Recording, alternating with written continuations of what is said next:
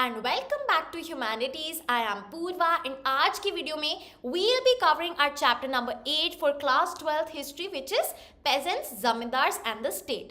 Right? तो पूरी one shot videos for class 12th history NCERT line by line explanation की videos आपको इस playlist में मिल जाएंगी. So make sure to check it out for your boards as well as CUET. तो चलिए as usual शुरू करते हैं कि कौन कौन से important topics हैं इस chapter से जो आपको बिल्कुल भी मिस नहीं करने हैं. राइट तो सबसे पहले यहाँ तो ओवरव्यू दिया हुआ है, सोर्सेज दिए हुए हैं जिससे हम इस चैप्टर के बारे में जो भी कंटेंट है वो जानेंगे. राइट उसके बाद यहाँ पे जो टॉपिक नंबर 2 है द विलेज कम्युनिटी, यहाँ से मोस्ट इंपॉर्टेंट टॉपिक्स आपके शुरू होते हैं. राइट तो आंसर राइटिंग के लिए सबसे इंपॉर्टेंट है इसमें panchayat and headman. Right so इसमें कैसे पंचायत के क्या फंक्शन थे, जाति पंचायत क्या होती है, वो सब हम पढ़ेंगे and that is very important for your long as well as short answers. आगे चलते हैं. विलेज आर्टिसंस शॉर्ट आंसर के लिए इंपॉर्टेंट है. Right another important question answer women in agrarian society, women का क्या रोल था. So very important again. आगे चलते हैं. इतना कुछ इंपॉर्टेंट नहीं है, बेसिक रीडिंग करेंगे समझ जाएंगे. आगे चलते हैं. Zamindars very very very important. तो यहाँ पे 2 से 3 टॉपिक तो ये हो गए और लास्ट जो टॉपिक है विच is your Aine Akbari of Abul Fazl, another very very important topic. So ये सबसे ज़्यादा इंपॉर्टेंट टॉपिक्स हैं इस चैप्टर के. अब चलिए चैप्टर कवर करते हैं. तो इस चैप्टर में हम देखेंगे एग्रीकल्चरल सोसाइटी जो अग्रेरियन सोसाइटी है ड्यूरिंग द मुगल रूल 16 से लेके 17 सेंचुरी के बीच में कैसी थी. बहुत मज़ेदार चैप्टर है, बिल्कुल लेंदी मत समझो, काफ़ी इजी टॉपिक्स हैं. 2 से 3 इंपॉर्टेंट टॉपिक्स हैं, उन पे ज़्यादा ध्यान देना है. तो चलिए शुरू करते हैं. During the 16th and 17th century, 16th century यानी कि आपका 1700 से लेके 17th सेंचुरी यानी कि 1800s, इसके बीच में about 85% of the population of India lived in its villages. तो रूरल एरिया में सब रहते थे. Both pageants and landed elites. Pageants कौन होते हैं? पेजेंट्स जो क्या करते हैं, फार्मिंग करते हैं. राइट और लैंडेड एलिट्स जिसको हम जमींदार बोल सकते हैं, जिनके पास लैंड है, लैंड ओनिंग क्लास है, were involved in agricultural production. वो एग्रीकल्चरल खेती करते थे, है ना. And claimed rights to a share of the produce. क्या करते थे, जैसे अगर कोई ये आपकी लैंड है तो आप लैंडेड एलिट है, लैंड ओनर है, एंड यहाँ पे आप रेंट पे पेजेंट्स को बुलाते हैं जो खेती बाड़ी करते हैं. और जब वो खेती बाड़ी कर लेते हैं तो आप उनको कोई रेंट पे नहीं कर रहे हैं या सैलरी नहीं दे रहे हैं, आप उसी का फॉर एग्जांपल 20% प्रोड्यूस जो भी आपकी खेती हुई है उनको दे देते हैं. Right so rights to a share of the produce की एक शेयर जैसे कि 1/4 हाफ ऐसे करके जो भी प्रोडक्शन है उनको दे दी गई. This created relationships of cooperation, competition and conflict among them. The sum of these agrarian relationships made up the rural society. Right तो ये जो रिलेशनशिप्स है एक जमींदार और एक पेजेंट के बीच में, यही हमारी रूरल सोसाइटी को बनाती है. एट द सेम टाइम अब तीसरा कैरेक्टर कौन आया? Agencies from outside also enter the rural world. ये कौन है? सबसे बड़ी मुगल स्टेट. मुगल स्टेट यानी कि जो एडमिनिस्ट्रेशन है, जो गवर्नमेंट है, गवर्नेंस हम कह सकते हैं ना, Mughal state. Right which derived the bulk of its income from agricultural production. जो यहाँ पे क्या कर रही है, उसको भी शेयर ऑफ प्रोड्यूस चाहिए या फिर पैसे चाहिए. देखते हैं कैसे. Agents of the state, agents of the ruler, revenue assessors, collectors, record keepers, ये सब क्या करते थे, रूरल सोसाइटी को कंट्रोल करते थे और देखते थे कि जो कल्टीवेशन हो रही है उसमें स्टेट को भी अपना टैक्स मिल रहा है, रेगुलर शेयर ऑफ टैक्स. तो रेगुलरली उनको टैक्स पेमेंट जाती थी जिससे क्या आती थी, ये जो हमने बल्क ऑफ इनकम पढ़ा फ्रॉम एग्रीकल्चर. राइट चलिए. Since many crops were grown for sale, है ना, उनको मार्केट में सेल आउट करने के लिए, ट्रेड करने के लिए, बाहर दूसरी कंट्रीज में भेजने के लिए. So money and markets enter the villages and link the agricultural areas with the towns. तो एग्रीकल्चरल प्रोड्यूसिंग एरियाज भी अब टाउन्स के साथ लिंक हो गए थे ट्रेड की वजह से, है ना, सेल की वजह से. राइट चलिए आगे चलते हैं. सबसे पहला टॉपिक है पेजेंट्स एंड एग्रीकल्चरल प्रोडक्शन. इसमें हमें बेसिक एग्रीकल्चरल सेक्टर के बारे में बताया जाएगा, क्या वहाँ के पेजेंट्स करते थे, कैसी लैंड थी, कहाँ से वो पैसा आता था. Right so the basic unit of agricultural society was the village. सबसे बेसिक लेवल पे विलेज था, है ना, गांव होता है, वहीं पे होती है खेती बाड़ी. इनहैबिटेड बाय पेजेंट्स, जहाँ पे कौन रहते थे, पेजेंट्स रहते थे, जिनका क्या रोल था, who perform the manifold, manifold यानी कि मल्टीपल, कई सारे टास्क, और ये टास्क कैसे होते थे, सीजनल, यानी कि सीजन के हिसाब से चेंज हो जाते थे, that made up agricultural production through out the year, right. इसी से ये एग्रीकल्चरल प्रोड्यूस यानी कि जो आउटपुट निकल रहा है, राइट, जो we can say wheat, barley, जो भी वो बो कर रहे हैं वो निकल रहा है, right. So tilling the soil, sowing seeds, harvesting the crop when it was ripe, तो ये कुछ ऐसे फंक्शंस बताए गए हैं जो फार्मिंग में इन्वॉल्व होते हैं। Further they contributed their labour यानी कि services to the production of agro based goods such as sugar and oil, तो यहाँ पे ये क्या कर रहे हैं, फार्मर भी हैं, ये पेजेंट भी हैं, साथ में ये लेबर भी हैं, अपनी सर्विसेज प्रोवाइड कर रहे हैं अदर देन एग्रीकल्चरल प्रोडक्शन, जहाँ पे agro based goods like sugar और ऑयल को भी प्रोड्यूस करने में मदद कर रहे हैं। So but rural India was not characterised by settled peasant production alone, सिर्फ और सिर्फ यहाँ पे पेजेंट्स खेती बाड़ी नहीं करते थे, several kinds of areas such as large tracts of dry land और hilly regions were not cultivable in the same way, तो यहाँ ये नहीं कह सकते कि विलेज में सारा ही फर्टाइल लैंड था जहाँ पे बहुत अच्छे क्रॉप्स उगते थे, जी नहीं, कुछ ऐसा भी ड्राई लैंड था और हिली रीजन्स थे जहाँ पे फार्मिंग नहीं हो पाती थी, right? Forest areas made up a substantial proportion of territory. We need to keep this varied topography in mind when discussing agrarian society. तो हम इन forest areas की भी बात करेंगे जो cultivation के लिए वी कैन से फेवरेबल नहीं थे, राइट। चलिए अब सोर्सेज की बात करते हैं, कहाँ से सोर्सेज, जैसे मैंने आपको शुरुआत से बताया, ये ऐसा we can say reference material है जहाँ से हम ये जो पढ़ रहे हैं वो पता चला है, क्या सोर्स है इन बातों का जो हम पढ़ रहे हैं। Our understanding of the workings of rural society does not come from those who worked on the land. Peasants से हमें नहीं पता चल रहा है ये सब कुछ, हमें किससे पता चल रहा है, Chronicles and documents, जो कौन लिखता था, मुगल कोर्ट से जो ऑफिशियल क्रॉनिकल्स हैं और डॉक्यूमेंट्स हैं उनसे हमें ये सारी बातें पता चलती हैं, राइट। चलिए one of the most important chronicles, ऐसी ही एक क्रॉनिकल जिसके बारे में हम पढ़ेंगे वो है आइन ए अकबरी। आइन ए अकबरी जो अकबर के कोर्ट हिस्टोरियन अबुल फजल ने लिखी, वेरी इंपॉर्टेंट, एक ना एक क्वेश्चन इस पे आएगा ही आएगा, right. This text meticulously recorded the arrangements, meticulously यानी कि पर्टिकुलरली, बहुत तरीके से, एकदम स्पेसिफिकली हर एक चीज़ रिकॉर्ड करी कि कैसे स्टेट इंश्योर करता था कि कल्टिवेशन अच्छे से हो रही है, कलेक्शन ऑफ रेवेन्यू, टैक्सेस वो कलेक्ट कर रहा है बाय द एजेंसीज, है ना, एजेंसीज हमने पढ़ी ना, कौन कौन थे, revenue assessors, collectors, right, and to regulate the relationship between the state, जो तीन कैरेक्टर्स है, rural magnets and the zamindars, है ना। So state, actor number 1 Mughal state जो हमने बात करी थी अभी शुरू में, ठीक है। फिर हमारे जो पेजेंट्स हैं उन्हें रूरल मैग्नेट्स बोला है, एंड जमींदार जो लैंडेड एलीट है, राइट। तो इन तीनों के बीच में रिलेशंस को क्या करती है, रेगुलेट करती है। So the central purpose of the आइन was to present a vision of Akbar's empire where social harmony was provided by a strong ruling class.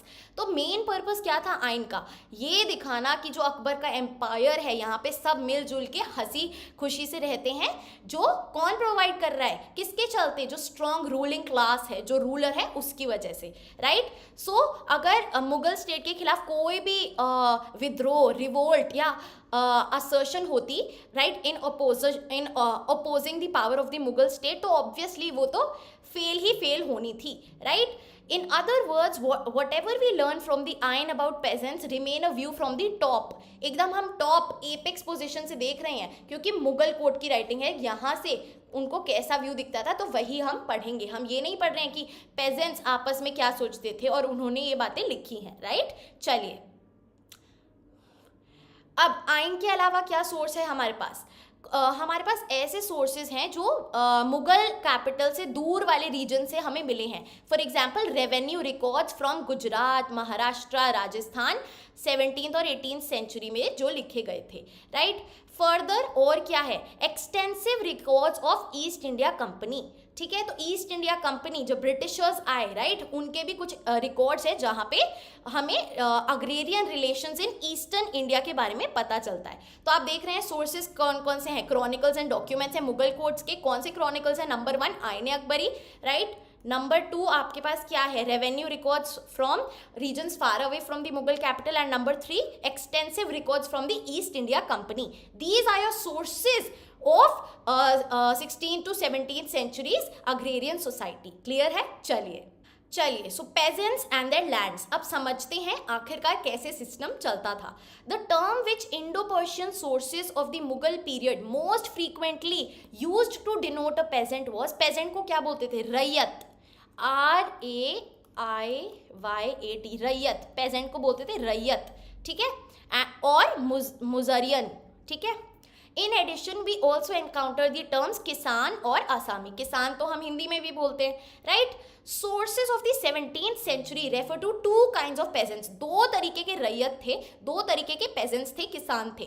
Number 1 खुद कश्ता एंड नंबर 2 पही कश्ता, राइट। तो खुद कश्ता और पही कश्ता, खुद कश्ता कौन है? जो अपने ही गांव में अपने ही लैंड पे खेती बाड़ी करता है, और पही कश्ता कौन है? जो दूसरे गांव में जाके अपनी सर्विसेज प्रोवाइड करता है, पेजेंट्री करता है, फार्मिंग करता है, ठीक है।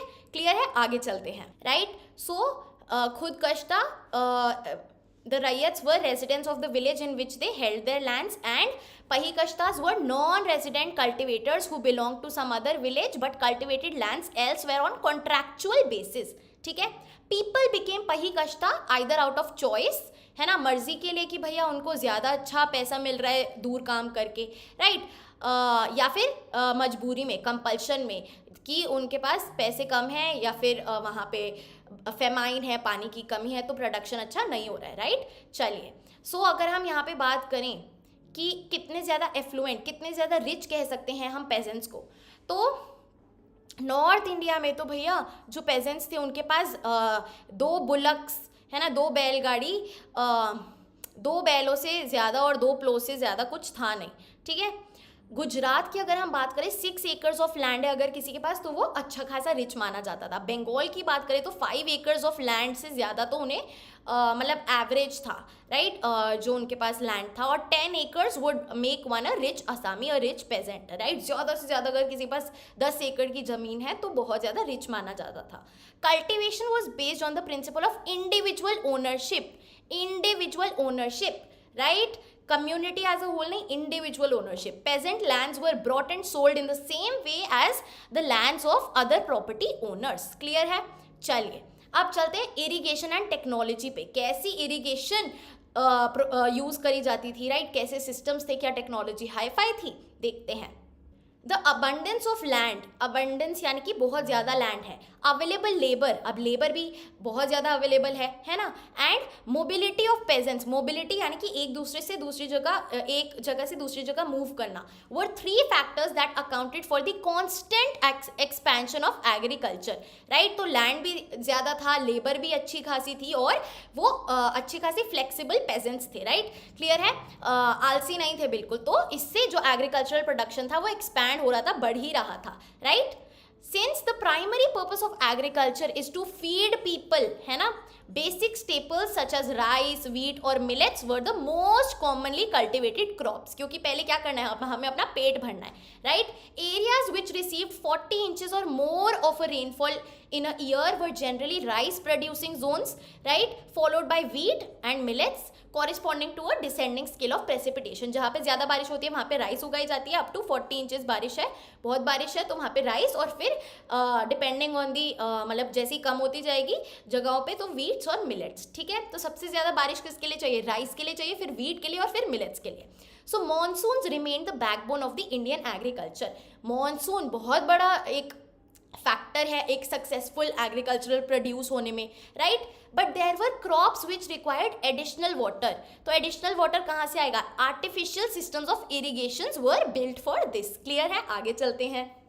सो irrigation projects received state support as well. State support यानी कि स्टेट स्पॉन्सर करती थी, right. For example north India में the state undertook digging of new canals, नहर या फिर नाला जिसे बोलते हैं, and also repaired old ones like Shah नहर इन पंजाब ड्यूरिंग शाहजहाज रूल, रेन यानी कि रूल, ठीक है। दो एग्रीकल्चर वॉज लेबर इंटेंसिव यानी कि सबसे ज़्यादा काम मैनुअल लेबर ही होता था, राइट, मैनुअल लेबर ही करता था। पेजेंट्स डिड यूज टेक्नोलॉजीज, कुछ टेक्नोलॉजीज यूज़ करी जाती थी जहाँ पे कैटल एनर्जी का यूज़ किया जाता था। फॉर एग्जाम्पल वुडन प्लो, है ना, एक कैटल मतलब बैल वुडन प्लो लेके वो टिलिंग कर रही है सॉइल की, right. So which was light and easily assembled with an iron tip और कोल्टर, इतना आपको याद नहीं करना है। It therefore did not make deep furrows, ज़्यादा वो डीप भी नहीं जाती थी सॉइल में, तो मॉइस्चर उसका प्रिजर्व रहता था, है ना, सो सही काम चल जाता था। A drill pulled by a pair of giant oxen was used to plant seeds, but broadcasting of the seed was the most prevalent method। तो यहाँ पे आपको मेथड्स बताए गए हैं। Hoeing and weeding were done simultaneously using a narrow iron blade with a small wooden handle, right. आगे चलते हैं। अबंडेंस ऑफ क्रॉप्स यानी कि बहुत सारे क्रॉप्स उगाए जाते थे। Agriculture was organise around 2 major seasonal cycles, important है शॉर्ट मार्कर के लिए। 2 मेजर सीजनल साइकिल्स होती हैं, हम सबको पता है, kharif autumn and rabi spring, right. अभी क्या चल रहा है, rabi, right. This would mean that most regions except those terrains that were the most arid यानी कि ड्राई और इनहॉस्पिटेबल, जहाँ बिल्कुल भी कोई भी तरह की ना ही पानी है, अच्छी वो कल्टिवेबल लैंड नहीं है, तो उनके सिवाय मोस्ट रीजन्स तो मिनिमम 2 क्रॉप्स अ ईयर, 2 फसल तो आई जाती थी हर साल। वेराज जहाँ पे बहुत अच्छी बारिश है, अच्छी इरिगेशन है, वहाँ पे even 3 crops आ जाते थे per year, right? This ensured an enormous variety of produce, abundance of crops, right? Clear है? चलो, for example, we are told in the Ain that Mughal provinces of Agra produced 39 varieties of crops and Delhi produced 43 over the 2 seasons. Bengal produced 50 varieties of rice alone. तो ये देख रहे हैं आईन अकबरी में ऐसा डेटा गिवन है। However, यहाँ पे हमने क्या पढ़ा कि क्या क्रॉप्स ग्रो होते हैं, वीट, राइस, है ना, जो खाने के लिए ज़रूरी हैं, लेकिन सिर्फ और सिर्फ बेसिक स्टेपल्स नहीं ग्रो होते थे। It was not only for subsistence. We often come across other crops like जिन्स ए कमिल यानी कि परफेक्ट क्रॉप्स, जहाँ पे मुगल स्टेट और ज़्यादा एनकरेज करती थी पेजेंट्स को, क्योंकि ये क्या, इनसे और ज़्यादा रेवेन्यू और ज़्यादा टैक्स मिलता था उनको। ये कौन से क्रॉप्स थे, crops like cotton and sugar cane, right. They were जिन्स ए कमिल पार एक्सीलेंस, राइट, जो और चीज़ों में हमें मदद करते हैं। Cotton was grown over a great swath of territory, बहुत बड़े लैंड पे ग्रो होती थी, over central India and Deccan plateau, whereas Bengal was famous for its sugar, right. So such cash crops would also include various sorts of, ये cash crops हैं, है ना, तो कैश क्रॉप्स को क्या बोलते हैं, जिन्स ए कामिल, राइट। और क्या क्या आता है इसमें, oil seeds like mustard and lentils, ये सारे कैश क्रॉप्स हैं, right. This shows how subsistence and commercial production were closely linked, intertwined in an average pageants holding. तो दोनों सब्सिस्टेंस यानी कि खुद के खाने के लिए और कमर्शियल यानी कि सेल और ट्रेड करने के लिए, दोनों ही एक पेजेंट की होल्डिंग में कंबाइंड होता था, राइट। आगे चलते हैं। अब यहाँ देखिए, during the 17th century several new crops from different parts of the world reached the Indian subcontinent. Trade से इंपोर्ट होके कौन से नए नए क्रॉप्स आ रहे हैं। नंबर 1 मेज, जिसे मक्का बोलते हैं, for example was introduced into India via Africa and Spain, and by the 17th century it was being listed as one of the major crops of western India। तो मेज कहाँ से आता था, अफ्रीका से एंड स्पेन से, right. Vegetables like tomatoes, potatoes and chilies were introduced from the new world at this time, as were fruits like pineapple and papaya। तो ये सारे हैं जो ट्रेड से न्यू क्रॉप्स इंडिया में आए, ठीक है, fine. Growing trade in the 17th century, perfect. अब हम चलते हैं मोस्ट इंपॉर्टेंट टॉपिक पे, विलेज कम्युनिटी, बहुत इंपॉर्टेंट है, ध्यान दीजिए। The above account makes it clear that agricultural production involved the intensive participation and initiative of the peasantry, है ना, peasants का रोल सबसे ज़्यादा था। How did this affect the structure of agrarian relations in Mughal society? अब relations की बात करेंगे, क्या हायरार्की है, कौन सबसे सुपीरियर है, कौन इन्फीरियर है। To find out, let us look at the social groups involved in agricultural expansion, जो एग्रीकल्चर प्रोडक्शन को बढ़ाने में मदद करते हैं, एंड उनके रिलेशनशिप और कॉन्फ्लिक्ट, उनका कैसा कॉपरेशन है, कैसे झगड़े हैं. We have seen that peasants held their lands in individual ownership, मैंने आपको बताया था. At the same time, they belong to a collective village community as far as many aspects of their social existence were concerned. तो वो एक ही community से belong करते थे, कलेक्टिव विलेज कम्युनिटी से, राइट. सो 3 कॉन्स्टिट्यूएंट हैं कम्युनिटी के. सबसे पहले कल्टिवेटर्स हैं, जो पेजेंट्स हैं हमारे, फिर है पंचायत, एंड फिर है the village headman, right. Clear है. सो सबसे पहले पेजेंट्स हैं, कल्टिवेटर्स है, फिर पंचायत है, पंचायत आप सबको पता है कैसा सिस्टम होता है ना, और फिर विलेज हेडमैन है. अब ध्यान दीजिए. सो डीप इनइक्विटीज, इनइक्विटीज यानी कि इनइक्वालिटीज, कौन से बेसिस पे? Caste and other caste like differences meant that the cultivators were a highly heterogeneous groups. Heterogeneous यानी कि different groups. Among those who tilled the land, there was a sizable number who worked as menials or agricultural laborers. मजदूर जो हम बोलते हैं, so वो agricultural laborers का भी काम करते थे और peasants भी थे, right? Despite the abundance of cultivable land, despite बहुत ज़्यादा land है, तब भी certain caste groups were assigned menial tasks. menial यानी कि छोटे मोटे tasks, जो बहुत ही फालतू tasks हम कह सकते हैं, छोटे मोटे टास्क जिनमें किसी स्किल की ज़रूरत नहीं होती, एंड इसीलिए वो और ज़्यादा पावर्टी की तरफ धकेले जाते थे. Though there was no consensus, consensus यानी कि सबका agreement at that time. The little data that we have suggests that such groups comprise a large section of the village population. कौन से ग्रुप्स?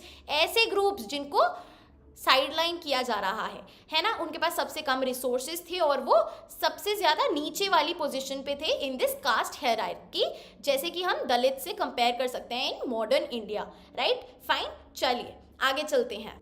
अब मुस्लिम कम्युनिटीज़ की बात करें तो मीनियल्स लाइक हलाल खोरन, जो स्कैवेंजर्स थे, they were housed outside the boundaries of the village, उन्हें विलेज के बाहर रखा जाता था. सिमिलरली द मलाजद्स who were the sons of the boatmen in Bihar were comparable to slaves. तो आप यहाँ पे क्या देख रहे हैं?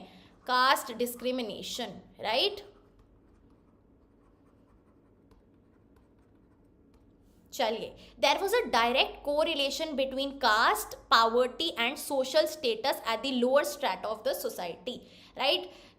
Such correlations were not so marked at the intermediate levels, right, but नीचे lower strata of society में बहुत ज़्यादा prevalent थे. For example, देखिए, Rajputs are mentioned as peasants sharing the same space with Jats who were accorded a lower status in the caste hierarchy. तो ये हमें एक रिकॉर्ड से पता चल रहा है, right. The Gauravas who cultivated land around Vrindavan in UP sought Rajput status in 17th century.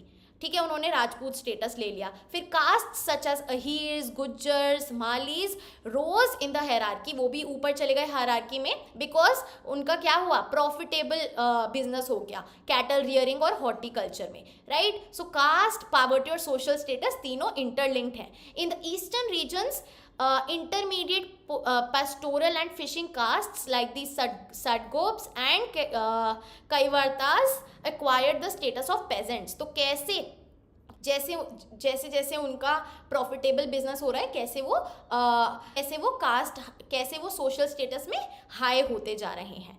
Moving on to the most important one, panchayat and headman. The village panchayat क्या है? It is an assembly of elders, usually important people of the village with hereditary rights over their property. तो जो उस गांव में हमेशा से रहते आए हैं और hereditary right है प्रॉपर्टी inherit करने की, right, वो है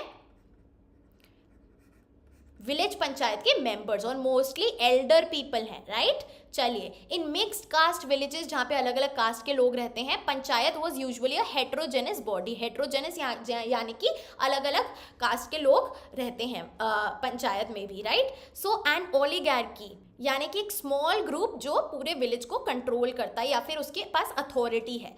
so the panchayat was an oligarchy, है ना, represented various castes and communities in the village. though the village menial cum agricultural worker was unlikely to be represented there. However, सबको तो represent करती थी, लेकिन जो हमने बात करी एकदम साधारण पेजेंट की, जो मीनियल कम एग्रीकल्चरल वर्क करता है, उसको वहाँ भी रिप्रेजेंटेशन नहीं मिलती थी. The decisions made by these panchayat were binding on the members. Binding decisions थे, जो कह दिया वो कह दिया, अप्लाई होगा. राइट, चलिए. The panchayat was headed by a headman known as muqaddam और मंडल. ठीक है, सो पंचायत को कौन हेड करता था? हेडमैन, जिसको क्या बोलते हैं? मुकद्दम या फिर मंडल. Some sources suggest that the headman was chosen through a consensus voting of the village elders. जो elders हैं वो खुद agreement करके एक headman चुनते थे, and that this choice had to be ratified by the जमींदार. और जो जमींदार है ना, वो इसको चेक मतलब टिक या क्रॉस अप्रूव करता था.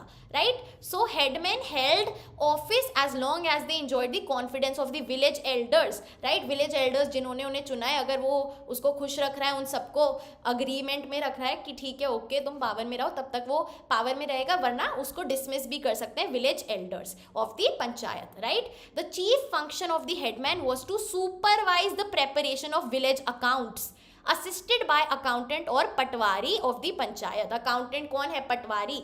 ठीक है, तो क्या है फंक्शन हेडमैन का? कि जो विलेज अकाउंट्स हैं, कितना आप टैक्स भर रहे हैं, कितनी कल्टिवेशन हो रही है, कितना प्रोड्यूस है, वो सब एकदम सुपरवाइज करना तरीके से. ठीक है, चलिए. पंचायत को कैसे पैसे मिलते थे? The panchayat derived its funds from contributions made by individuals to a common financial pool. एक कॉमन फाइनेंशियल पूल यानी कि जैसे दान पेटी होती है, राइट, वैसे ही एक कॉमन फाइनेंशियल पूल है. पूल स्विमिंग पूल नहीं है ये, बेसिकली एक कैसे समझाऊं, बैंक समझ लो या फिर एक अकाउंट समझ लो.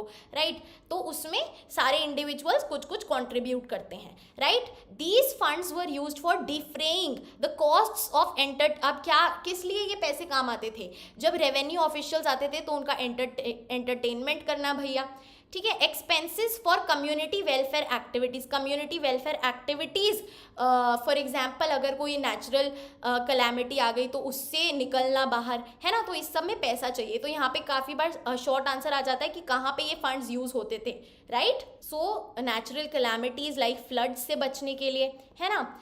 These funds were also deployed in construction of a band or digging a canal, which peasants usually could not afford to do on their own. Right? तो village की welfare activities के लिए भी ये use किए जाते थे. Right? One important function of the panchayat was to ensure that caste boundaries among the various communities inhabiting the village were upheld. कि भैया फॉर एग्जाम्पल आप सेम कास्ट में मैरिज कर रहे हैं. Right, in eastern India all marriages were held in the presence of the Mandal of the village headman. In other words, one of the duties of the village headman was to oversee the conduct of the members of the village community, chiefly to prevent any offense against their caste. वो अपनी caste guidelines के हिसाब से अपने acts कर रहे हैं. ठीक है, panchayat also had the authority to levy fines. Fines भी लगा सकते थे वो, या फिर और सीरियस पनिशमेंट भी इन्फ्लिक्ट कर सकते थे अगर कोई ये चीज़ें लागू ना करे. फॉर एग्जाम्पल उसको कम्युनिटी से ही बाहर निकाल देना. राइट, सो ये बहुत बड़ा स्टेप था एंड ये कम समय तक ही किया जाता था क्योंकि एक्सट्रीम स्टेप है. राइट, कौन सा? Expulsion from the community. It meant that a person forced to leave the village became an outcast and lost his right to practice his profession. Such a measure was intended to as a deterrent to violation of caste norms. तो ऐसा भी कर दिया जाता था. Right? In addition, important है जाति panchayat. In addition to the village panchayat, each caste और जाति in the village had its own जाति पंचायत. तो ये पूरा विलेज है, एक विलेज पंचायत है और फिर सबकी अपनी जाति पंचायत है अपने इंटरनल अफेयर्स को मैनेज करने के लिए. राइट, तो ये बेसिकली अंदर है. राइट, चलिए. These panchayat wielded considerable power in rural society. इनके पास और ज़्यादा पावर थी. In राजस्थान, जाति panchayat arbitrated civil disputes between members of different castes. Right? तो जाति और कास्ट में क्या डिफरेंस है हमने पढ़ा है चैप्टर बुक 1 में. राइट, तो पहले वो रिकॉल करो और फिर क्या करती थी ये जाति पंचायत? सिविल डिस्प्यूट्स में फैसला करती थी. राइट, थर्ड पार्टी बन के फैसला करती थी between members of different castes, जो भी डिस्प्यूट है, कॉन्फ्लिक्ट है उसमें. They mediated in the contested claims on land, decided whether marriages were performed according to the norms laid down by a particular caste group, determine who had ritual precedence in village functions, किसके पास ज़्यादा authority है इस ritual को करने की, and so on. तो ये कुछ ऐसे इश्यूज बताए गए हैं, राइट। ज्यूरिसडिक्शन बताया गया है जाति पंचायत का क्या क्या फंक्शंस थे। In most cases accept in matters of criminal justice the state respected the decisions of जाति पंचायत, राइट। सो जो मुगल अथॉरिटी, जो स्टेट गवर्नमेंट थी, वो जाति पंचायत के डिसीजंस के साथ हमेशा अग्री होती थी, एक्सेप्ट क्रिमिनल केसेस में। क्लियर है? चलिए, archival records from western India, archives यानी कि जो पुराने रिकॉर्ड्स हैं, notably in Rajasthan and Maharashtra contain petitions presented to the panchayat complaining about extortionate taxation, बहुत ज़्यादा टैक्स लगा दिया है, डिमांड फॉर अनपेड लेबर, बिगाड़, स्लेवरी, है ना, imposed by the superior castes और officials of the state। तो आप ऐसे disputes देख रहे हैं, है ना। These petitions were usually made by villagers from the lowest rungs of rural society, right? Often these petitions were made collectively, एक set of, एक group कलेक्टिवली ये पेटिशन फाइल करे कंप्लेंट करते हुए। सो एक कास्ट ग्रुप या कम्युनिटी मिलके ऐसे पेटिशंस फाइल करती थी as they considered morally illegitimate demands on part of the elite groups. These included excessive tax demands, जैसे मैंने आपको बताया, स्पेशली जब वैसे ही ड्रॉट का टाइम है या डिजास्टर का टाइम है, तो क्या होता था, जो पेजेंट्स का खुद का खाने का प्रोड्यूस है वो भी चला जाता था इनके टैक्स के चक्कर में। In the eyes of the petitioners the right to the basic minimum for survival was sanctioned by custom. वो क्या चाहते, वो विलेज पंचायत को as a court of appeal मानते थे जो उनके साथ इनजस्टिस नहीं होने देगा, right. And that this village panchayat would ensure that state carried out its moral obligations and guaranteed justice, right? So the decision of the panchayat in conflicts between lower caste peasants and state officials or the local zamindar could vary from case to case. Case पे depend करता है कौन जीतता है। In case of excessive revenue demands, जब बहुत ज़्यादा tax मांग रहे हैं तो पंचायत कॉम्प्रोमाइज सजेस्ट करता है कि बीच का तरीका निकालें। In cases where reconciliation failed, peasants took recourse to more drastic forms of resistance such as deserting the village. Peasants जब ना खुश थे डिसीजन से वो विलेज छोड़ के ही चले जाते हैं। The relatively easy availability of uncultivated labor and the competition over labor resources made this an effective weapons in the hands of cultivators, क्योंकि इतने सारे लेबर है, चले जाओ, हमारा क्या जा रहा है, हम किसी और को पकड़ लेंगे खेती के लिए, राइट। चलिए, another interesting aspect of the village was the elaborate relationship of exchange between different producers। कैसे producers आपस में ही क्या कर रहे हैं, ट्रेड कर रहे हैं, right. Marathi documents and village surveys made in the early years of British rule क्या दिखाते हैं, the existence of substantial numbers of artisans. Almost 25% of total house holds में आर्टिसंस है। आर्टिसंस क्या है, प्रोड्यूसर्स, राइट, क्राफ्ट प्रोडक्शन। तो ज़्यादा कोई बड़ी डिस्टिंक्शन नहीं थी आर्टिसंस और पेजेंट्स में, कभी पेजेंट्स आर्टिसंस भी बन जाते थे, right. So as many groups perform the tasks of both, right? Cultivators and their families would also participate in craft production such as dyeing, textile printing, baking, firing of pottery, making and repairing of agricultural implements. So जहाँ पे agriculture के समय में, जहाँ पे ज़्यादा कुछ है नहीं करने को, राइट, फॉर एग्जांपल सोइंग और वीडिंग के बीच में या फिर वीडिंग और हार्वेस्टिंग के बीच में, तो जो पेजेंट्स थे वो आर्टिसंस बन जाते थे और ये वाली हॉबी, ये वाली जॉब करते थे, राइट। क्लियर है? सो विलेज आर्टिसंस कौन कौन है, potters, blacksmiths, carpenters, barbers, even goldsmiths provided specialised services in return for which they were compensated by villagers by a variety of means. तो बदले में उन्हें काफ़ी अलग अलग तरीकों से रिवॉर्ड दिया जाता था। सबसे कॉमन क्या था कि उनको शेयर ऑफ द हार्वेस्ट, जो भी उनका प्रोड्यूस आएगा, एग्रीकल्चरल आउटपुट होगा, उसमें से कुछ शेयर दे देंगे, फॉर एग्जांपल 1/4, है ना, कुछ हिस्सा दे देंगे उस प्रोड्यूस का, या फिर लैंड अलॉट कर देंगे उनके नाम पे, right. Perhaps cultivable wastes which was likely to be decided by the panchayat. ये कौन डिसाइड करेगा, कितना, panchayat, right. For example in Maharashtra such lands became the artisans मीराज और वतन, है ना, जो उनको उनकी हेरिडिटरी होल्डिंग, जो उनकी पुश्तों मतलब जो उनकी जनरेशन लॉन्ग चलेंगी, राइट। सो बदले में उस सर्विसेज के कई बार अलॉटमेंट ऑफ लैंड भी मिल जाती थी। Another variant of this system where artisans and individual peasant holders entered into mutually negotiated system of remuneration, most of the time goods for services. तो वो खुद का एक mutually negotiated system बना लेते थे कि मैं तुम्हें ये दूंगा, तुम बदले में ये देना, ठीक है. For example, Zamindars in Bengal who remunerated blacksmiths, carpenters and even goldsmiths for their work by paying them a small daily allowance and diet money. तो उनको small daily allowance दे रहे हैं, diet money दे रहे हैं, right? तो ये खुद की negotiated terms थी, वो जो आपस में मिलके decide कर लेते थे. And this, इसी को क्या बोला गया? जजमानी system, right? This was later known as the जजमानी system. Fine, चलिए. However, कैश रेम्यूनरेशन भी कई बार होती थी, टोटली अननोन नहीं थी. गांव को, इस विलेज को अ लिटिल रिपब्लिक बोला गया, right. So some British officials in the 19th century saw the village as a little republic made up of fraternal partners sharing resources and labor in a collective. सब मिल बांट के रह रहे हैं और अपनी इकोनॉमी चला रहे हैं. हावेवर, इसका मतलब ये नहीं था कि इस रूरल एरिया में इक्वालिटी थी, इगैलिटेरियनिज्म था, नहीं.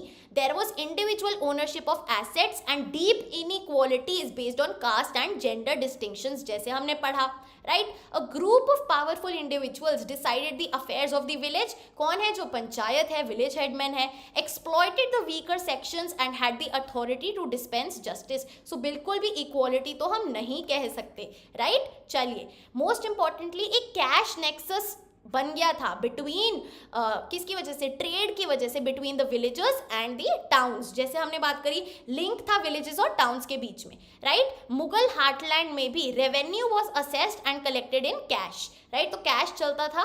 Artisans producing for the export market, right. जो एक्सपोर्ट करते थे उनको कैसे मिलता था पैसा? उनको कैसे मिलता था रेवेन्यू? उनको भी अपने एडवांसेस, वेजेस कैश में मिलते थे. Similarly as did the producers of commercial products like cotton, silk and indigo. तो एक कैश नेक्सस बन गया था ट्रेड की वजह से. क्लियर है? Very good. चलिए, women in agrarian society. Women का क्या रोल था? क्या वो भी एग्रीकल्चर या फिर प्रेजेंट्री सर्विसेज देती थी या फिर वो घर में रहती थी? तो वेरी इंपॉर्टेंट है क्वेश्चन आंसर के पर्सपेक्टिव से. As you may have observed in many different societies, the production process often involves men and women performing certain specified roles.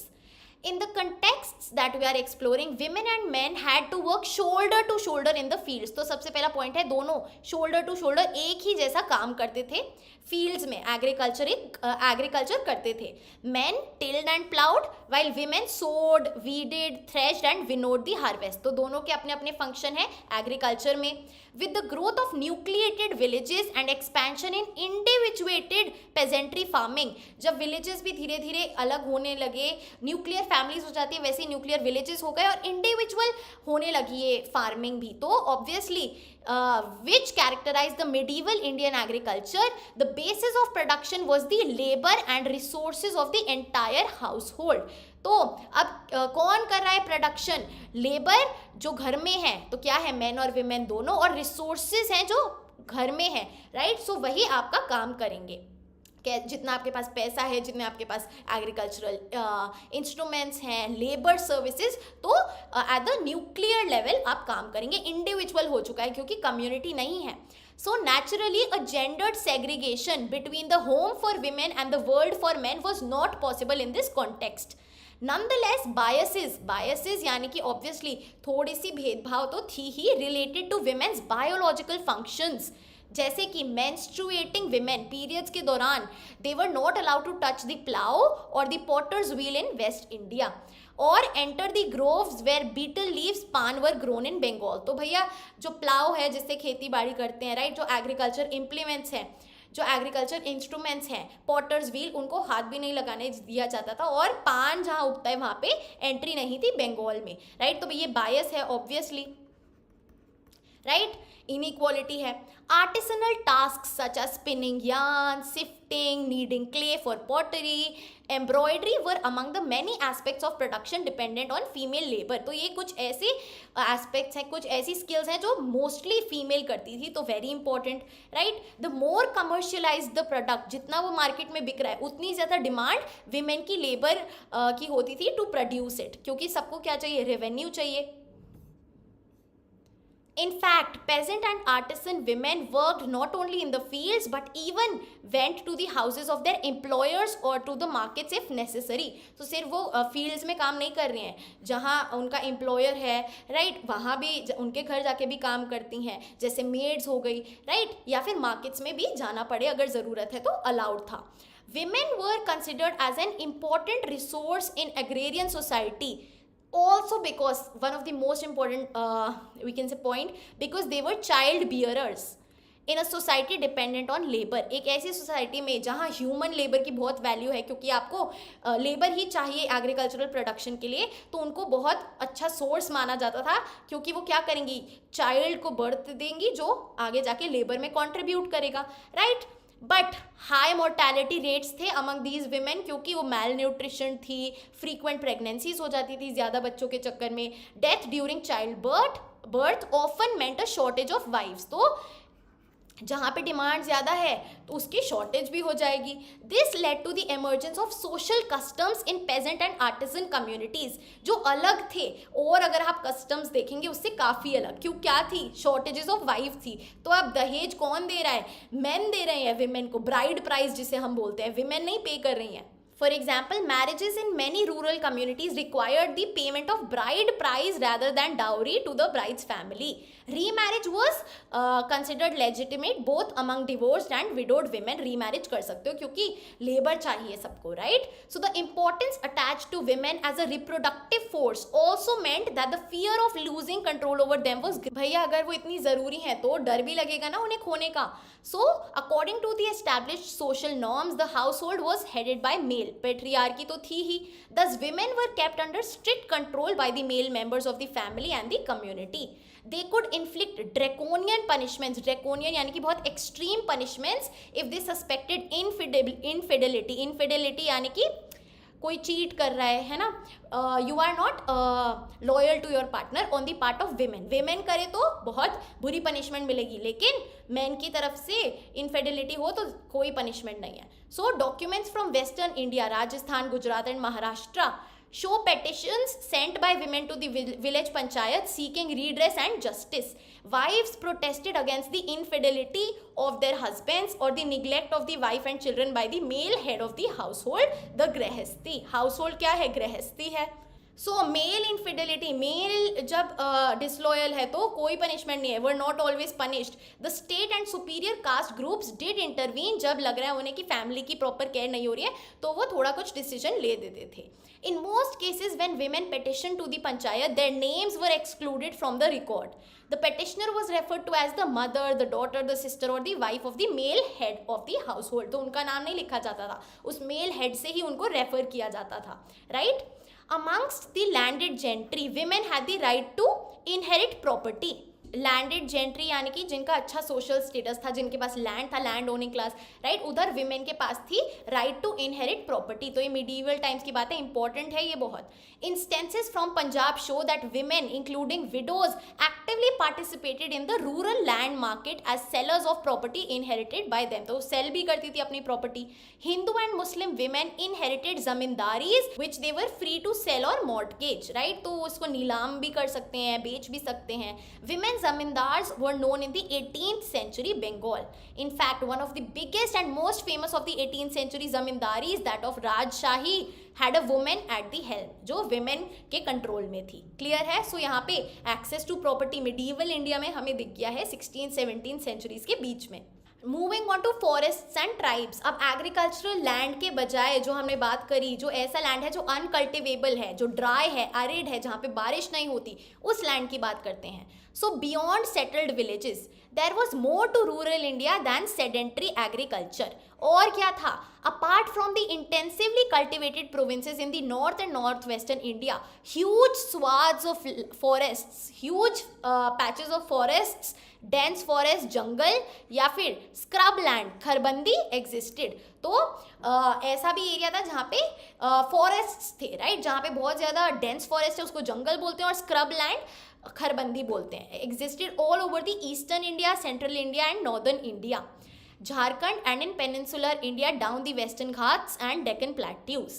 Though it is nearly impossible to set an all India average of the forest cover for this period, लेकिन हमें sources ने बताया है almost 40% क्या था, forest land था India में, ठीक है. सो वहाँ पे क्या रहते थे, forest dwellers were termed jangli in contemporary texts. Being jangli however did not mean an absence of civilisation, जैसा अभी हम सोचते हैं जंगली है, राइट, कोई मैनर्स ही नहीं है. हाउएवर ये क्या डिस्क्राइब करती है, those people whose livelihood came from gathering of forest produce, जो हंटर गैदरर्स हैं, हंटिंग करते हैं, फॉरेस्ट में जो प्रोड्यूस मिल गया वो गैदर करते हैं और खाते हैं. एंड शिफ्टिंग एग्रीकल्चर, जो एक जगह एग्रीकल्चर करते हैं फिर दूसरी जगह शिफ्ट करते हैं एग्रीकल्चर, एक ही लैंड पे नहीं स्टिक करते. These activities were largely season specific. Among the Bhils, ये एक एग्जाम्पल है कम्युनिटी का फॉरेस्ट ड्वेलर्स का. Amongst the Bhils, for example, spring was reserved for collecting forest produce, summer for fishing, monsoon months for cultivation, autumn and winter for hunting, right. तो season पे depend करती थी ये सारी activities, right. Such a sequence presumed and perpetuated mobility, right, कि आपको time to time shift करना है, मोबाइल, आप एक जगह से दूसरी जगह मूव करेंगे. Which was a distinctive feature of the tribes inhabiting these forests. For the state the forest was a subversive place, कि कोई भी अगर उस स्टेट को तंग करे तो क्या करते हैं, अब उनको यहाँ पे भेज देते थे फॉरेस्ट्स में. A place of refuge for trouble makers. Once again we turn to Babar, who says that jungles provided a good defense behind which the people of the Pargana become stubbornly rebellious and pay no taxes. However, लोग यहाँ जाके छुप जाते थे taxes को invade करने के लिए, right? चलिए, external forces enter the forest in different ways. बाहर के लोग कैसे आते थे, अलग अलग तरीके से. For example, the state required elephants for the army. Army के लिए एलिफेंट्स चाहिए, वो कहाँ मिलेंगे, इस एरिया में मिलेंगे. सो द पेशकश levied from forest people often included a supply of elephants. In the Mughal political ideology, the hunt symbolized the overwhelming concern of the state to relate to all its subjects, rich and poor. Right, कि hunting पे कब जाते थे, आप देखते हैं ना जोधा अकबर, अगर आपने कुछ सीरियल या मूवी देखी है तो जो रूलर है वो हंट्स पे जाता है to interact with the subjects, to interact with the people. So regular hunting expeditions enabled the emperor to travel across the extensive territories of his empire. बड़ी बड़ी territories के across वो move करते थे, travel करते थे, and personally attend to the grievances of the inhabitants. लोगों की problem को personally attend करते थे. The hunt was a subject matter. The hunt was a subject frequently painted by court historians, right? तो यहाँ को इस hunting को paintings में भी दर्शाया गया है. The painter resorted to the device of inserting a small scene somewhere in the picture that functioned as a symbol of harmonious reign. अभी हम देखेंगे paintings में ऐसे symbol बनाए गए हैं जो एक harmonious rule, सब खुशी से रह रहे हैं, हारमनी है पब्लिक में, सब्जेक्ट्स के बीच में वो दिखाई जाती थी. The spread of commercial agriculture was an important external factor that impinged on the lives of those who lived in the forest. Commercial agriculture यानी कि आप ट्रेड कर रहे हैं और सेल कर रहे हैं. So forest products like honey, beeswax, gum lac were in great demand. Some such as gum lac became major items of overseas export from India in the 17th century. तो forest dwellers को फायदा हुआ. Elephants were also captured and sold. Trade involved an exchange of commodities through barter as well. कि आप अगर ये export कर रहे हैं gum lac तो आप import कोई और product कर रहे हैं, right? So barter system. Some tribes like the Lohanis in the Punjab were engaged in overland trade between India and Afghanistan and in the town country trade in the Punjab itself, right? चलिए, social factors too brought changes in the lives of the forest dwellers. क्या social factors थे जो change ला रहे थे इनकी life में?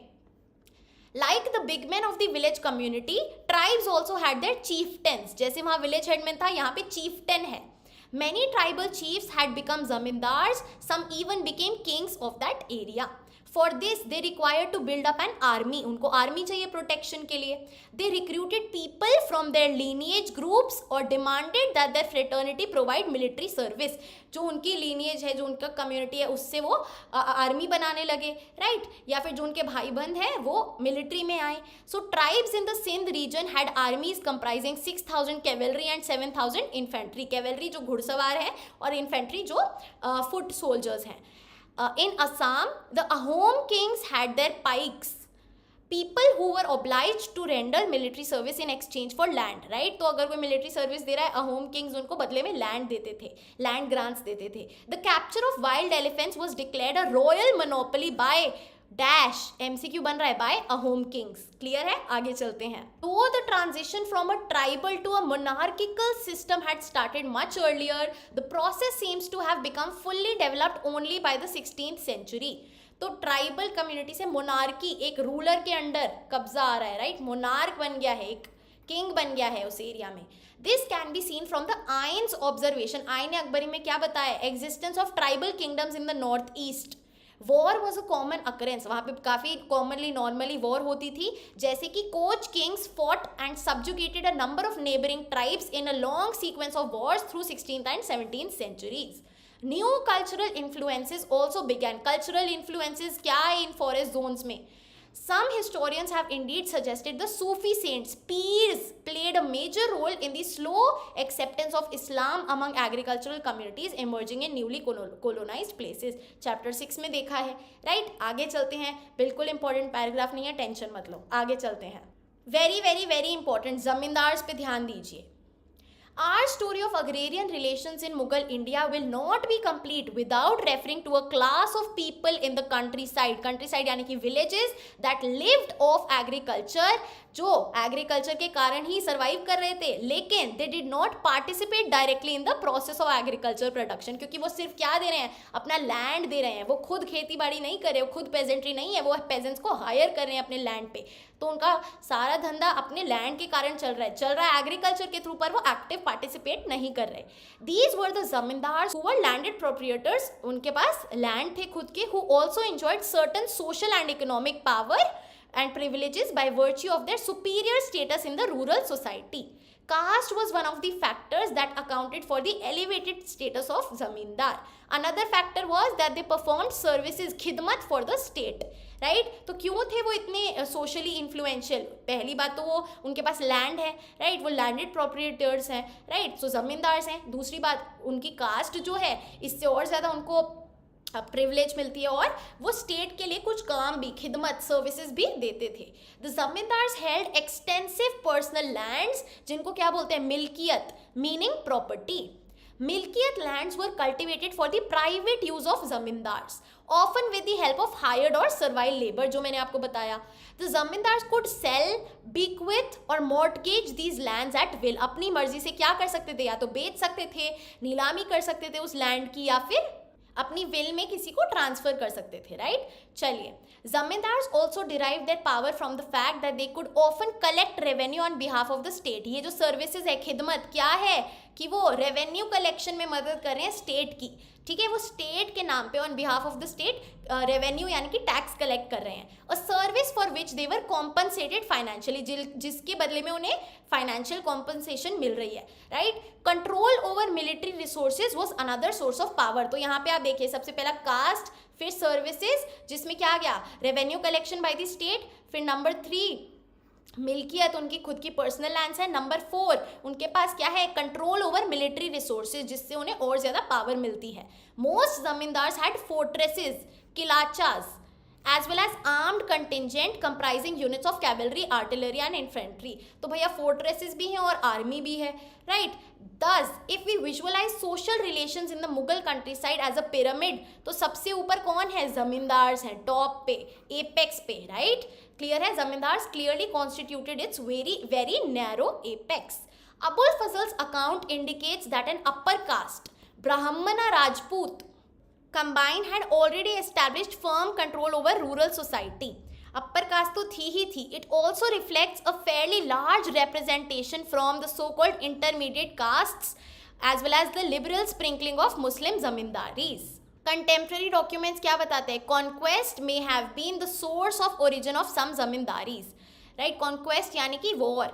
The dispossession of weaker people by a powerful military chieftain was quite often a way of expanding zamindari। जब आप किसी पे हमला कर दो जो वीक है आपसे और उनकी प्रॉपर्टी हड़प लो। It is however unlikely that the state would have allowed such show of aggression by a zamindar unless he had been confirmed by an imperial order। तो state obviously ऐसा तो अप्रूव नहीं करेगी until and unless उसने state से permission ली है। चलिए, more important were the slow processes of zamindari consolidation. Slow processes में क्या है? colonization of new lands by transfer of rights by order of the state and by purchase। तो तीन तरीके हैं, राइट्स ट्रांसफर कर दी किसी और के नाम पे, स्टेट ने ऑर्डर दे दिया कि अब ये इसका है लैंड, या फिर आपने खरीद लिया है, राइट। तो ये स्लो प्रोसेस है जमींदारी और ज़्यादा बढ़ाने के लिए। These were the processes which perhaps permitted people belonging to the relatively lower castes to enter rank of zamindars, as zamindaris were brought and sold quite briskly in this period. Briskly यानी काफ़ी ज़्यादा, right.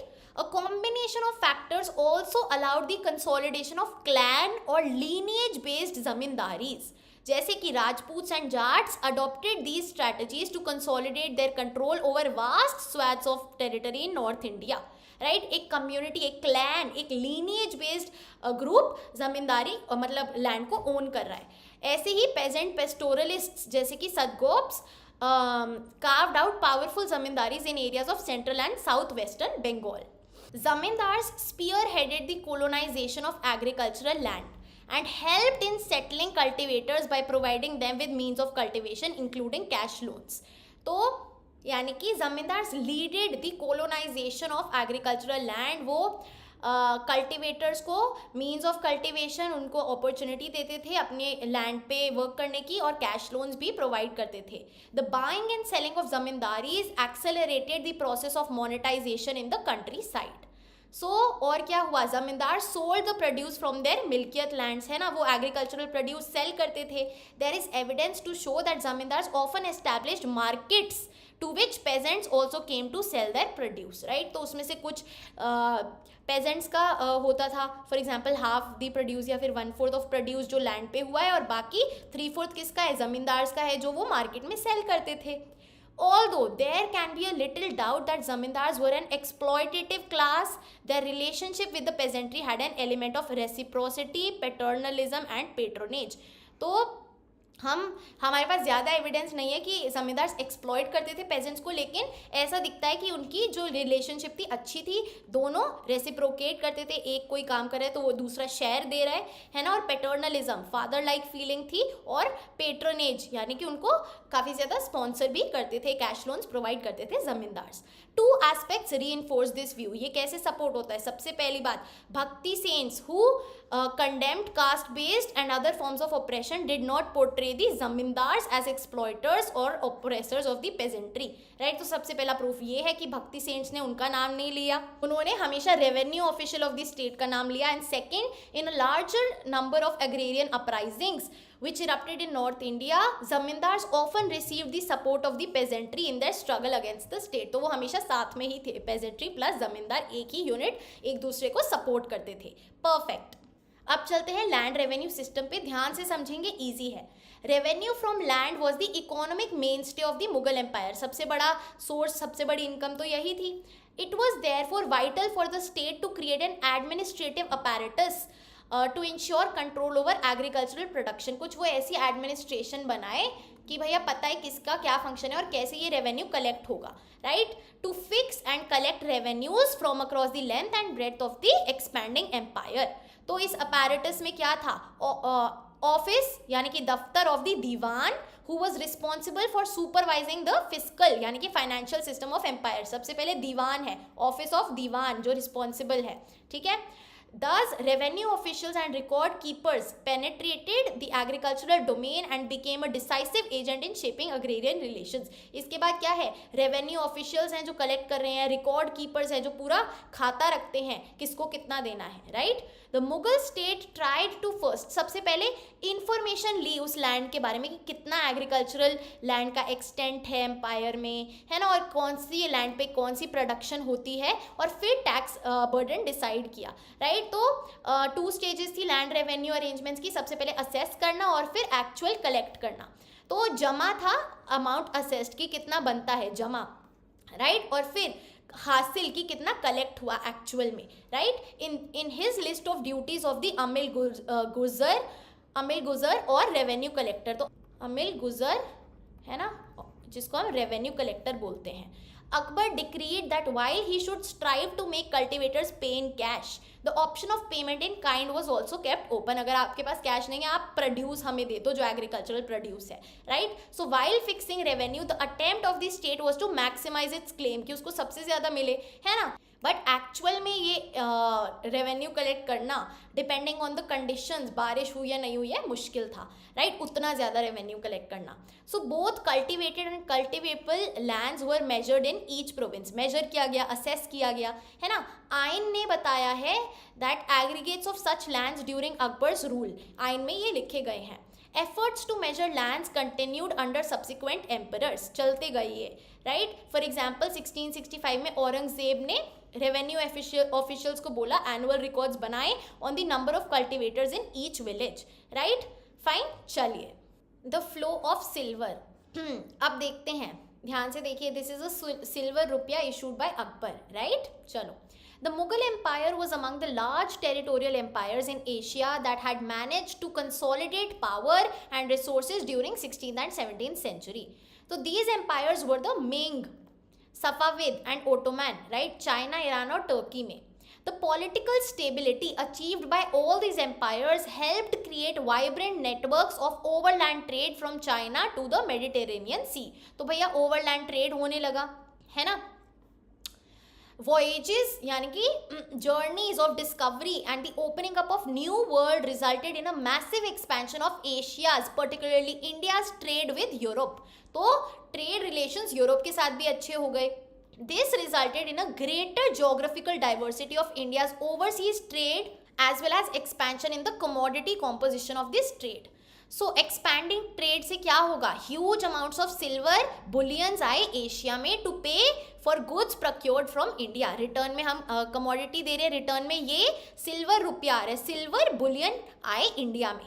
And a large part of that bullion gravitated towards India, right. This was good for India as it did not have natural resources of silver. तो silver आ गया भैया हमारे पास, क्योंकि हम नेचुरली सिल्वर नहीं है हमारी कंट्री में. As a result the period between 16th and 18th centuries was also marked by stability in the availability of metal currency, particularly silver rupia in India, right. So trade से inflow of silver rupia हुआ. This facilitated an unprecedented expansion of minting of coins यानी कि coins छापना, mint करना, and the circulation of money in the economy as well as the ability of the Mughal state to extract taxes and revenue in cash. तो भैया money का flow हुआ तो क्या होगा, इकोनॉमी में मनी का फ्लो हुआ, फिर मुगल स्टेट भी टैक्स जो लेगा मनी में ही लेगा, कैश में लेगा, राइट. सो यहाँ पे एग्जाम्पल है the testimony of an Italian traveller Giovanni Kareri who passed through India in 1690 provides a graphic account about how the way silver traveled across the globe to reach India. It gives us an idea of the phenomenal amounts of cash and commodity transactions in 17th century. Right. चलिए most important topic पे चलते हैं. The Ain Akbari of Abul Fazl, very important, एक ना एक answer बनेगा ही बनेगा. The Ain Akbari क्या थी, was the culmination total of a large historical administrative project of classification undertaken by whom, Abul Fazl, who was the court historian of Akbar at the order of Emperor Akbar, right.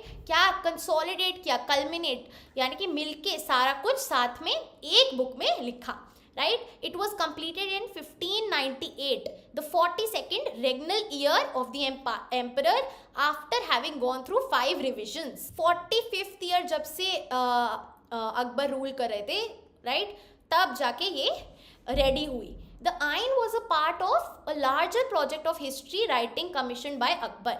This history is known as the Akbarnama. Akbarnama का part थी आइन अकबरी. अकबरनामा में 3 books थी, right. The first 2 provided a historical narrative, historical story, कहाँ पहले क्या हुआ फिर क्या हुआ, राइट. ठीक है.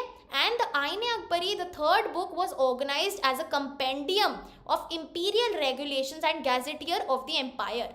कंपेंडियम यानी कि collection of all the information जो रेगुलेशंस रूलर ने लगाए, राइट, जो लॉज निकाले, जो ऑफिशियल गैजेटियर था, ऑफिशियल नोटिस था एम्पायर का, right. So this was in the Ain Akbari. Clear है.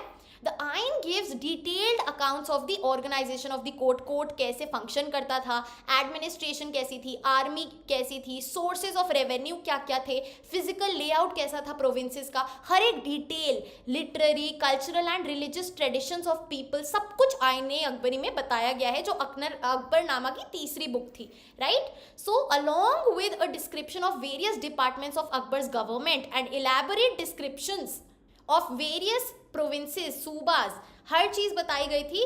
The Ain gives us intricate, बारीक quantitative information of these provinces, तो हमें फिगर्स भी दी गई हैं, right. So collecting and compiling this information systematically was an important imperial exercise, right. सब कुछ कलेक्ट करना और ऑर्डर में कंपाइल करना।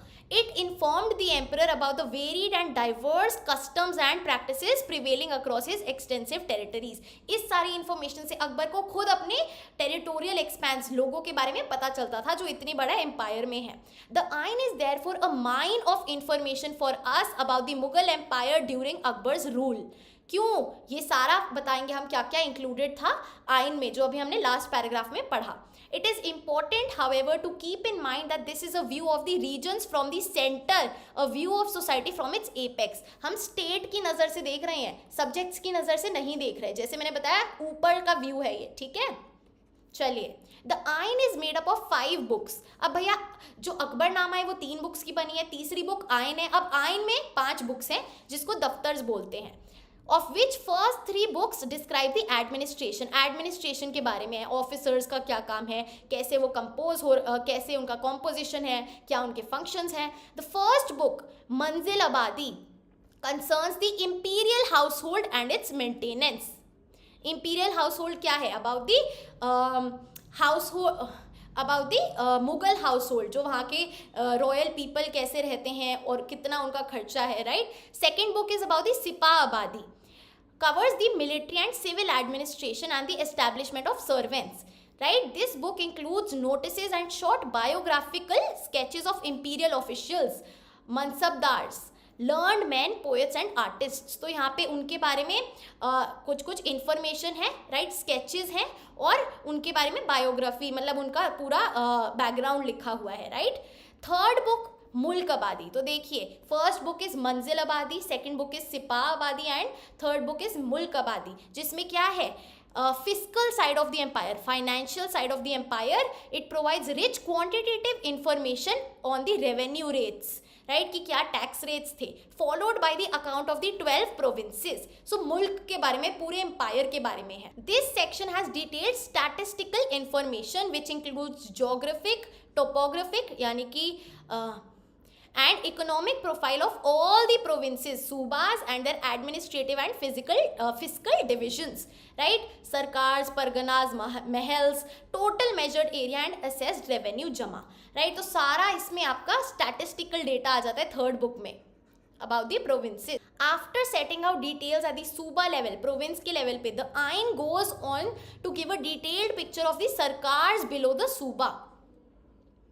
This it does in the form of tables which have 8 columns giving the following information. इतना important नहीं है, depth में नहीं आएगा, बट देख लो।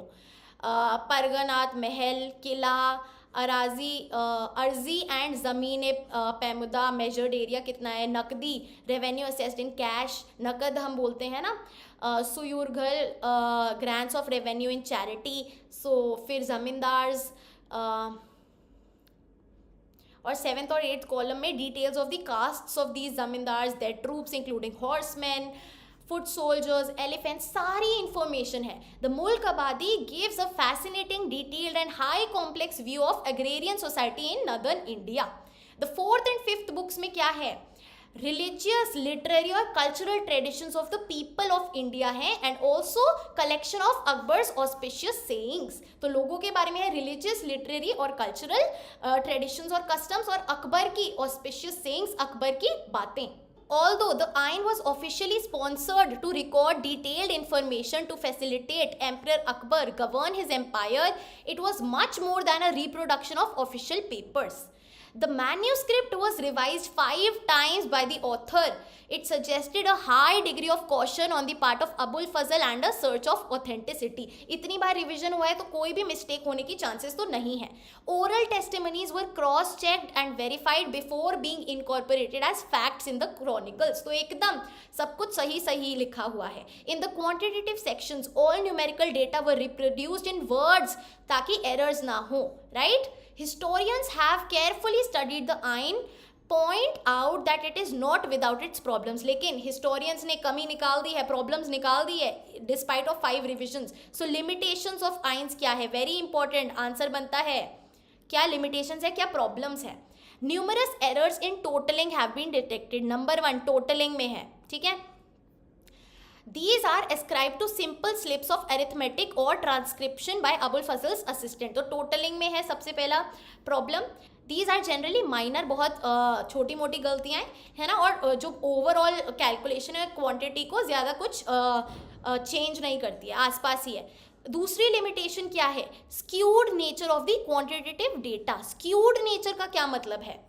Data were not collected uniformly from all provinces. भैया एक जगह से ज़्यादा डेटा ले लोगे तो कंपैरिजन में कैसे वो सही दिखाएगा, right. For instance while for many provinces यानी कि सूबाज detailed information was compiled about the caste composition of zamindars, such information is not available for areas like Bengal and Odisha. तो इक्वली आप जगहों से सेम इन्फॉर्मेशन नहीं ले रहे हैं, right. Further, while the fiscal financial data from the Subas is remarkable for its richness, some equally vital parameters such as prices and wages from these same areas are not well documented. तो तीसरी चीज़ है unequal issues पे, जैसे कि आपने physical data तो लिया है लेकिन अलग अलग पैरामीटर्स प्राइसेस और वेजेस को छोड़ दिया है.